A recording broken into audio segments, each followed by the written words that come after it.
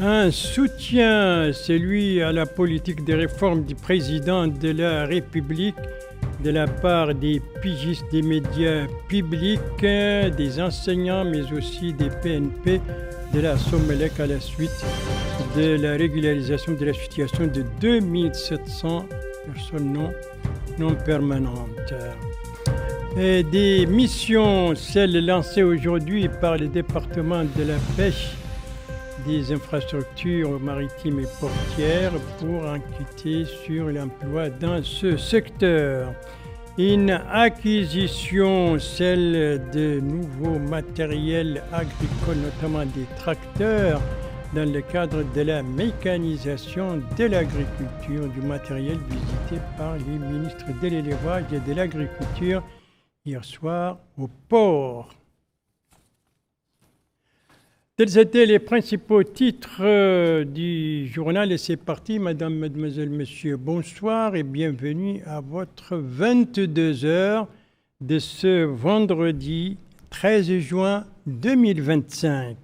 Et pour commencer, 2 décrets présidentiels, l'un relatif à une grâce, l'autre relatif à une nomination. La grâce, celle décidée par le président de la République, M. Mohamed Ould Cheikh El Ghazouani, à l'occasion de la fête de l'Adha. Une grâce, il s'agit donc d'une réduction d'un an ferme de la peine privative de la liberté pour tout détenu dont la condamnation est devenue définitive avant le 1er juin 2025. Cette grâce concerne 113 prisonniers qui sont désormais entre libération immédiate et accélération de la date de libération d'1 année complète pour le reste des bénéficiaires. Sont exclus de cette réduction les condamnés pour les crimes liés au meurtre délibéré, au terrorisme, au brigandage, au viol, à la traite des êtres humains et aux pratiques esclavagistes, à l'incitation à la haine et à la discrimination, au trafic des migrants, au détournement et à la dilapidation de fonds publics, à la contrefaçon de monnaie, au transport, à l'importation, à l'exportation, à l'achat, à la vente, au courtage ou à la possession de drogues dangereuses. Ne sont pas non plus concernés par cette réduction les prisonniers qui ont déjà bénéficié d'une réduction de peine privative de liberté au cours des 3 dernières années. Ça, c'était le premier décret présidentiel. Le deuxième décret, présidentiel, annonce, lui, une nomination, celle d'un conseiller chargé de l'emploi et du travail à la primature, une fonction qui revient désormais à M. Sidi Ould Mokhtar. Voilà donc pour ces 2 décrets présidentiels, le premier relatif à une grâce de réduction d'1 année et le second à une nomination, tous 2 rendus publics aujourd'hui. Et pendant ce temps, à quelques mètres du palais présidentiel, une grande manifestation s'est déroulée sur la place de la Liberté. Une manifestation pour remercier le président de la République, M. Mohamed Ould Cheikh El Ghazouani, et lui exprimer soutien et gratitude à la suite de la régularisation c'est la situation de 2700 PNP, personnels non permanents, ou pigistes pour utiliser les jargons des médias, et ceci en plus de la création d'un fonds de soutien aux enseignants. Donc une manifestation qui s'est déroulée ce matin devant le palais présidentiel sur la place de la Liberté, organisée par les pigistes de Radio Mauritanie, les PNP de la Somelec et les enseignants du fondamental et du secondaire, des manifestants d'ailleurs au nom du chef de l'État qui ont été accueillis par le ministre chargé du cabinet du président de la République. Il faut dire, Bokar Baïleba, que les pigistes et les PNP ne cachent pas leur satisfaction et pour cause. Le dossier des agents non permanents a longtemps constitué une problématique structurelle pour les médias publics et un enjeu fondamental pour les professionnels de ces institutions, et ce depuis plus de 3 décennies. Aujourd'hui, cette situation vient de prendre un nouveau cap. Et ce nouveau cap n'est autre que la régularisation finale du dossier des collaborateurs des médias publics. D'ailleurs, ils étaient très nombreux sur la place de la Liberté à Nouakchott pour exprimer leur gratitude, reconnaissance et apprécier hautement la décision du président de la République, M. Mohamed Ould Cheikh El Ghazouani, de la décision de régulariser cette situation. Ainsi, cette régularisation représente une promotion des valeurs d'équité et de justice et une réponse aux aspirations des travailleurs des institutions concernées. Télévision nationale Al-Mauritanie, Radio Mauritanie, Agence mauritanienne d'information et Société de télédiffusion de Mauritanie et d'autres entreprises publiques comme la Somelec. Ainsi, le ministre chargé de cabinet du président de la République, Nani Ould Chrouka, a remercié ce grand geste de reconnaissance et de soutien aux politiques de réforme du président de la République, M. Mohamed Ould Cheikh El Ghazouani, qui intervient après la décision de régulariser 2700 collaborateurs des médias publics et de la Somelec. Il a indiqué que cette régularisation permettra de changer leur situation grâce aux mesures qui en découlent, comme l'assurance maladie. Et il a affirmé que cette décision démontre l'engagement indéfectible du président de la République à se tenir aux côtés des personnes lésées en traitant des questions restées en suspens depuis de nombreuses années. Il a rappelé que le président de la République avait auparavant rendu justice aux travailleurs de l'entreprise nationale d'entretien routier ENER, ainsi qu'au personnel non permanent du port de Nouakchott, dans une démarche similaire qui reflète son engagement continu à garantir la justice à toutes les catégories de travailleurs et garantir leurs droits.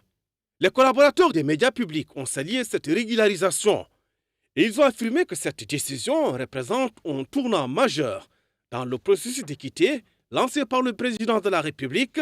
Ils ont affirmé que cette régularisation est une expression forte de la volonté du président de la République de professionnaliser les domaines des médias et donner les moyens aux travailleurs.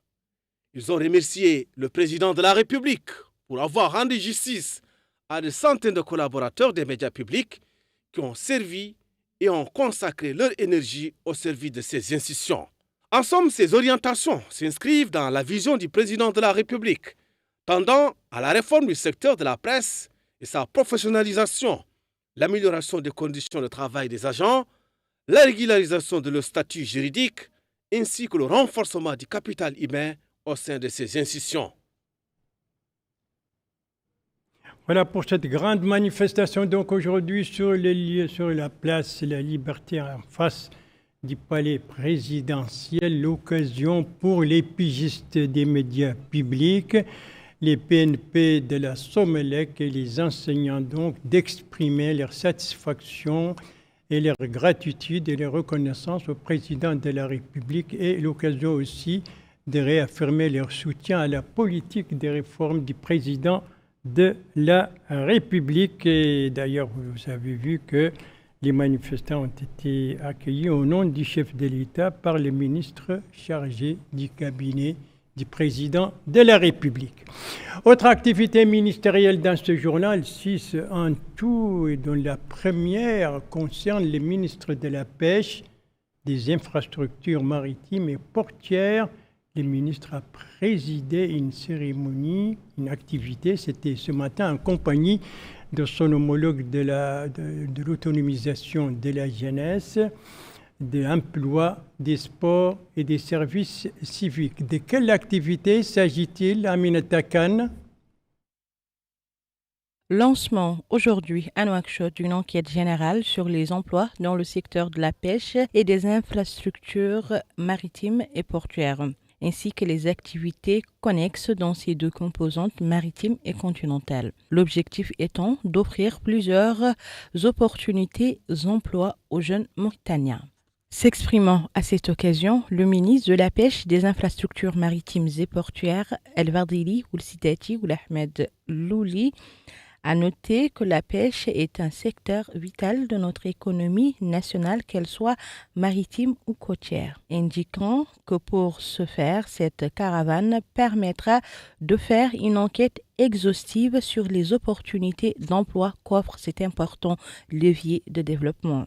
Le ministre a instruit les enquêteurs à faire preuve d'efficacité dans leur noble mission, car la vision du département est d'insérer les jeunes à la recherche de l'emploi dans les deux secteurs, qu'elles soient continentales ou maritimes, pour contribuer à l'absorption du chômage. Lors du lancement de la caravane, il a été également question de discuter des objectifs et des résultats attendus de l'enquête. Toute la logistique nécessaire a été mise en place en fonction des exigences et des rapports à soumettre ainsi que du mécanisme de suivi et d'évaluation. Voilà donc pour ces missions, cette caravane pour faire des enquêtes exhaustives sur l'emploi dans le secteur de la pêche et des infrastructures maritimes et portières, le long de la côte, mais aussi dans les zones de la pêche continentale. Le lancement de ces missions, c'était aujourd'hui, vous l'avez vu, supervisé par le ministre en personne en compagnie de son homologue de l'autonomisation de la jeunesse, de l'emploi, des sports et des services civiques. Deux de leurs collègues donc étaient hier soir au port de l'Amitié, le port de Nouakchott. Il s'agit du ministre de l'élevage et celui de l'agriculture et de l'autosuffisance alimentaire. C'était pour donc visiter de nouveaux matériels qui viennent d'être acquis dans le cadre de la mécanisation de l'agriculture. Alors, de quel matériel s'agit-il et le nombre de ce matériel? Élément de réponse avec Abdoulaye Demeba. Plus de 80 tracteurs ont été acquis par le ministère de l'Agriculture et de la Souveraineté alimentaire dans le cadre du projet régional d'appui au pastoralisme au Sahel, PRAPS 2, ce qui a été acquis grâce à un financement de la Banque mondiale visant à favoriser l'autosuffisance alimentaire. Le ministre de l'Agriculture, Mamadou Boybeta, a souligné que ces équipements constituent un apport qualitatif du secteur car ils contribuent à la réussite de la prochaine campagne agricole afin d'exploiter les surfaces cultivables existantes. Ces tracteurs, déclare-t-il, permettront de labourer les surfaces cultivables en une journée, alors qu'avec les méthodes culturelles traditionnelles, il fallait aux cultivateurs au moins un mois pour pouvoir terminer de labourer la terre. Rappelons que la réception de ces équipements s'est tenue en présence du ministre de l'Élevage, Mokhtar Ould Ghagui. Voilà donc 88 tracteurs et les accessoires qui ont été acquis par le ministère de l'Agriculture dans le cadre de la mécanisation de l'agriculture avec financement de la Banque mondiale à travers le projet PRAPS, autrement dit le projet d'appui au pastoralisme au Sahel. Ce matériel qui a été visité hier soir au port par les deux ministres, celui de l'élevage et celui de l'agriculture. Et leurs collègues de l'hydraulique et de l'assainissement, elles, se trouvait aujourd'hui à Aïoun, la capitale du Oud El Gharbi.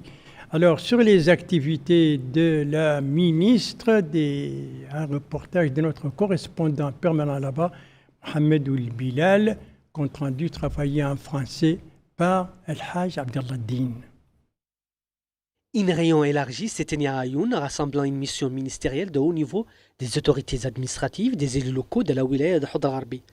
Cette rencontre a pour objectif d'examiner le contenu du programme d'urgence de développement destiné à la région.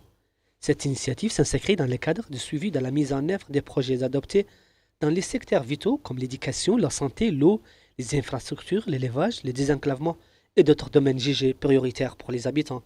Prenant la parole à cette occasion, la ministre de l'Hydraulique et de l'Assainissement, Mme Amel Mouloud, a rappelé que cette réunion faisait suite au forum consultatif régional organisé dans la wilaya de Oud El Gharbi. Elle a précisé qu'il s'agit d'une étape importante dans l'exécution du programme d'urgence dont l'objectif est de renforcer l'accès aux services de base dans le cadre de la réalisation du développement local. La ministre a indiqué que la plupart des priorités exprimées lors des précédentes concertations ont été prises en compte et intégrées dans la programmation. Elle a ajouté que la wilaya bénéficie d'une enveloppe financière de 35 milliards d'anciens ouguiya pour la réalisation des projets validés. De son côté, le wali de Houd al-Gharbi, M. Ahmed Kili, a mis en avant le rôle crucial des forums régionaux dans la promotion du développement local. Il a salué l'approche participative adoptée pour identifier les besoins des populations en associant l'ensemble des acteurs locaux et régionaux au processus de planification.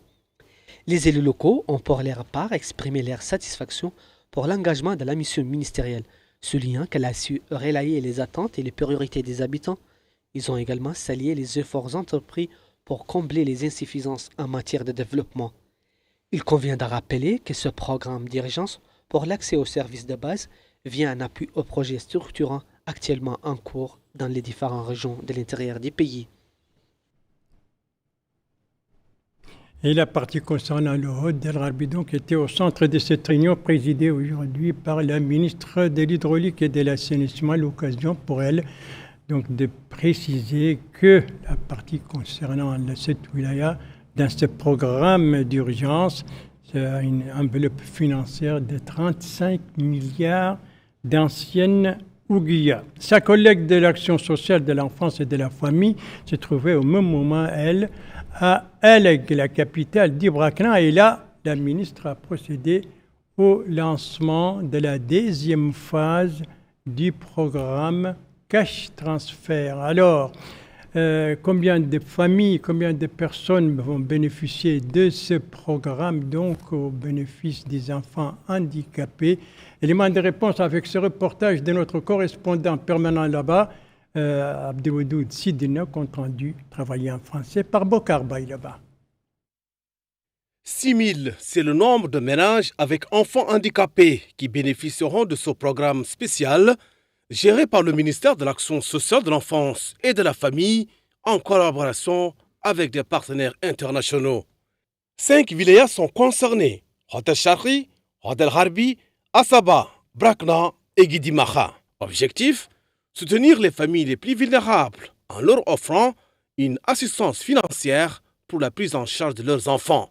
Et dans une allocution prononcée à cette occasion, la ministre de l'Action sociale de l'enfance et de la famille, Mme Safia Mintaha, a déclaré que le lancement de ce programme spécial intervient en application des directives du président de la République, M. Mohamed Cheikh Al-Ghazouani, visant à instaurer une société d'équité et de solidarité.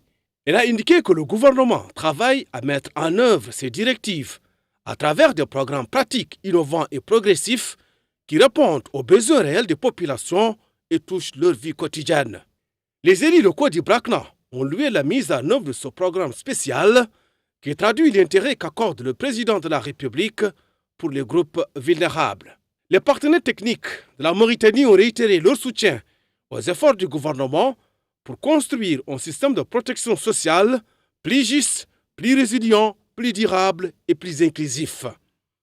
Autre allocution, c'est celle faite par le président de la Fédération nationale des associations de personnes handicapées, la Habous el-Aïd, qui a déclaré que ce nouveau programme représente un changement important dans la prise en charge des personnes handicapées et leur intégration dans la vie active.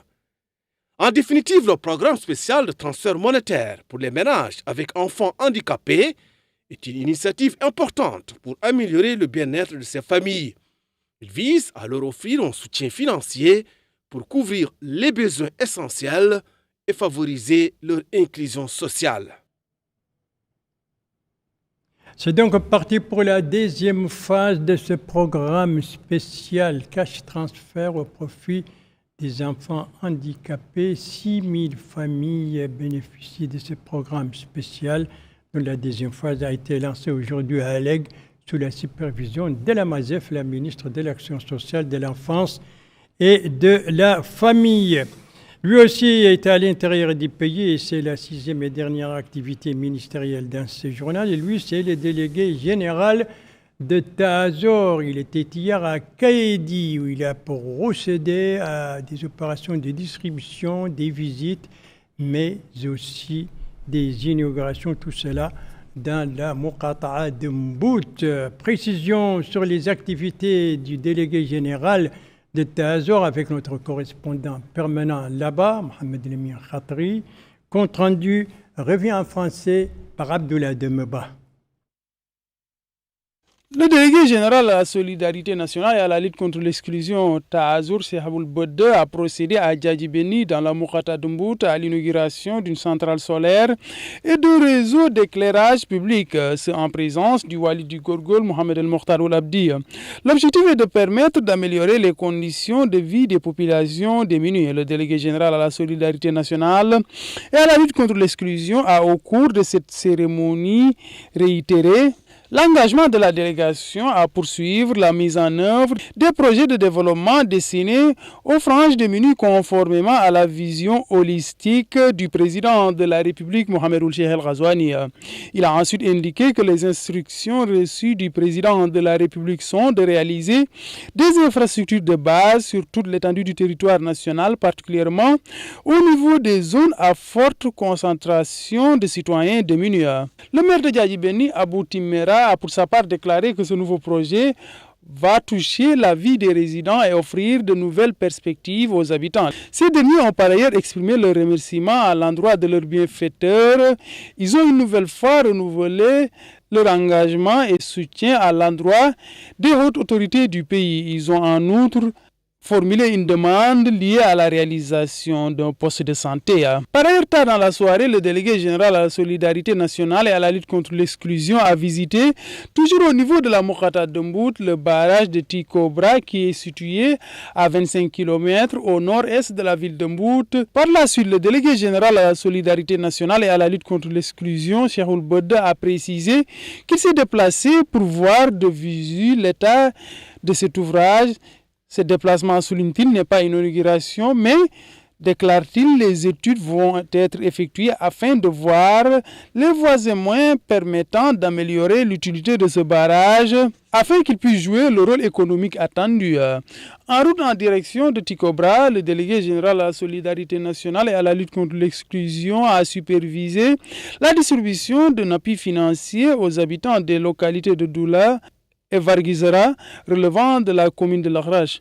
En Mbout aussi, il a eu à superviser la distribution d'équipements et de matériel agricole au profit des habitants des communes de la Moukata Dumbout. Enfin, Cheikh Ould Bodde s'est rendu au niveau du barrage de Reine El Ouaga. Il a sur place puis s'informer de l'état de cet ouvrage. Les activités donc du délégué général de Tahazour dans la Moukata Dumbout au Gorgol, parmi ces activités, l'inauguration d'une centrale solaire et d'un réseau électrique, ainsi que la distribution donc de matériel agricole et des aides pour les familles vulnérables. Merci de suivre les JTF de Mauritanie. À la suite du journal avec une célébration, une clôture, mais également avec la pluie. La célébration, c'est celle de la Journée internationale de sensibilisation à l'albinisme. Une commémoration organisée aujourd'hui à Nouakchott. Sous quel slogan, sous quel thème, Aminata Khan?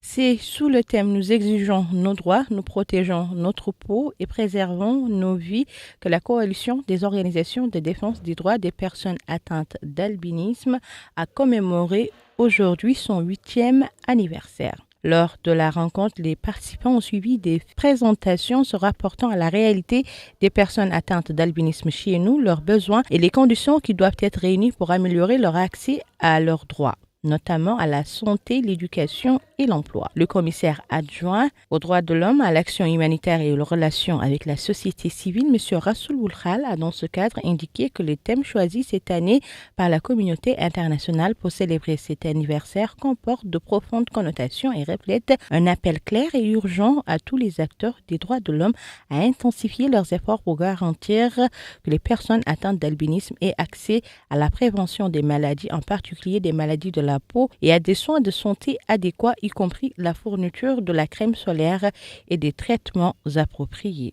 Lui succédant, le maire de la commune d'Uksar, Mohamed Salek Ould Amar, a souligné l'importance de la journée de ces personnes atteintes d'albinisme qui devraient bénéficier de tous leurs droits. Il a indiqué que la municipalité a, dans le cadre de son programme, apporté un soutien à cette tranche de la population, s'efforçant de renforcer les campagnes de sensibilisation pour mettre en lumière leur situation et garantir leur accès à leurs droits. Le président de l'Organisation mauritanienne pour l'intégration et le soutien des personnes atteintes d'albinisme, Naji Oulidah Oulalioun, avait précédemment déclaré dans son discours que le groupe d'organisation de défense des droits des personnes atteintes d'albinisme renouvelle sa détermination à continuer à plaider en faveur de leurs droits. Il a présenté un ensemble de revendications qu'il considère comme essentielles pour autonomiser cette frange de la population.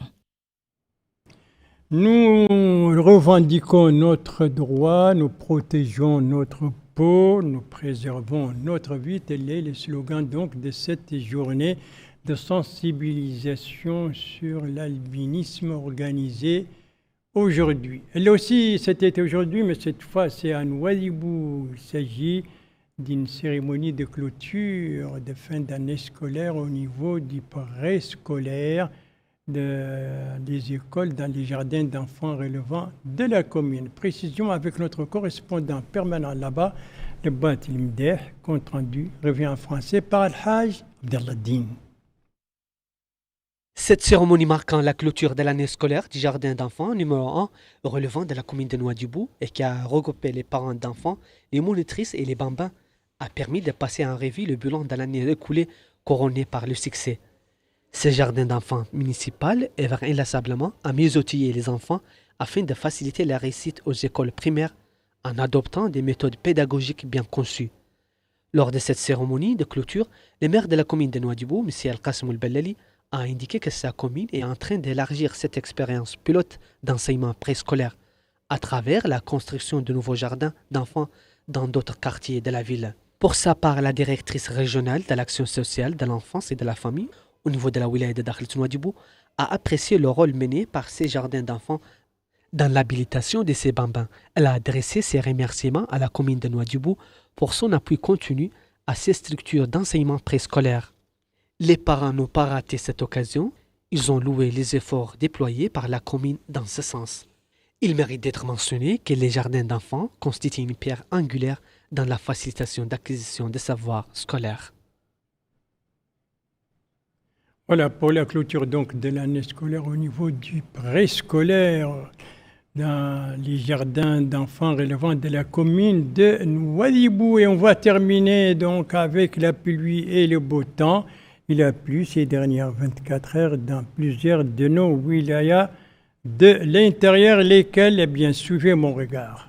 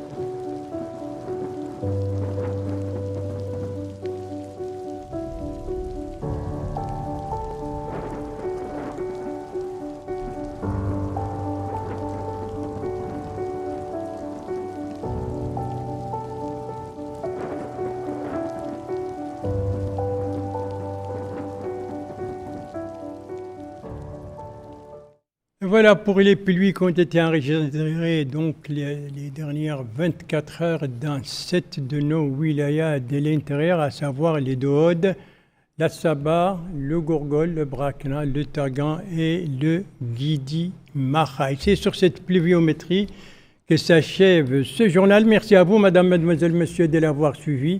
Merci bien entendu aux équipes rédactionnelles et techniques qui ont participé à sa conception. Je vous en rappelle les principales informations.